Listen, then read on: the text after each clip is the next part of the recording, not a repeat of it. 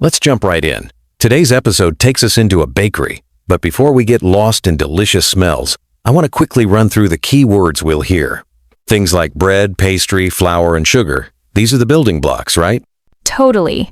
And it's amazing how often those basics pop up. Even if you're just ordering a croissant or a loaf, you'll almost always hear words like butter, egg, milk, and yeast. Knowing these makes the whole experience less intimidating and a lot more fun. So true. Actually, I remember my first time at a neighborhood bakery. I kept hearing the same ingredients over and over. It was like a vocabulary playlist on repeat. It helped me remember them so much faster. And once you start noticing those patterns, you can even start predicting what's inside something. Like, if you know a soft roll usually has milk, but a plain roll doesn't, that can save you an allergy, headache, or just help you pick what you like best. That actually reminds me, once you've got the basics down, the next big step is ordering and asking questions.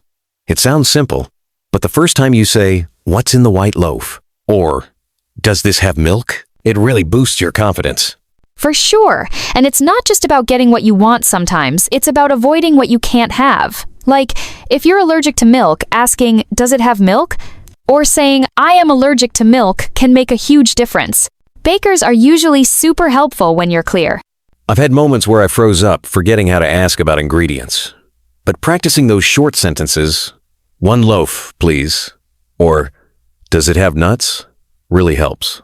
Plus, you can always repeat them with the baker, and they'll often slow down to help you out. Yeah, and sometimes they'll even give you a mini lesson on the spot. I remember asking about a Danish, and the baker explained not just the fruit inside, but also which ones had nuts or not. It kind of turned ordering into a conversation, not just a transaction.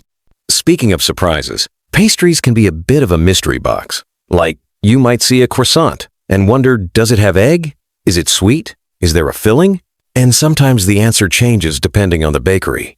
What surprised me most is how one simple question can change what you end up getting. For example, I once asked if a croissant had a filling, and the baker offered me a chocolate croissant instead since the plain one had nothing inside. Suddenly, I discovered a new favorite. Oh, I love those moments. Or when you ask, "Does the Danish have nuts?" and they point out which ones are nut-free, or suggest an apple filling if you want to avoid nuts. It makes the whole ordering process feel more personal. Plus, it's just fun learning the different words: bun, roll, tart, muffin, and then figuring out which ones have cream, fruit, chocolate, or even seeds on top. It turns a simple trip into a real learning adventure. Funny you say that, because sometimes you need to make a special request. Maybe you want your croissant with no egg, or you have to avoid cream in a tart. I used to think you had to settle for what was on the shelf, but actually, bakers can often adjust things for you. Absolutely, and just asking, "Can you make it plain?" or "Does it have sesame?" can open up more choices. Even if they can't change the recipe, they'll suggest the best alternative. Like, switching to a plain roll if you don't like seeds or can't eat milk.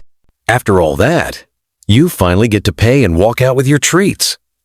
But even here, it's good to practice asking, "How much is the loaf?" or "How much for both?" Helps with numbers and everyday phrases. I like that the episode ends with everyone practicing together, like, $5, please. It's such a simple thing, but being able to order, ask questions, and thank the baker makes the whole experience more rewarding and less stressful. And even just listening and repeating ingredient lists, or short sentences like, "This tart has no cream," helps lock in the vocabulary. It's a small step, but it adds up fast. Honestly, next time you're at a bakery, try out 1 or 2 questions. It's amazing how much more confident you'll feel, and you might even end up trying something new you'd never picked before.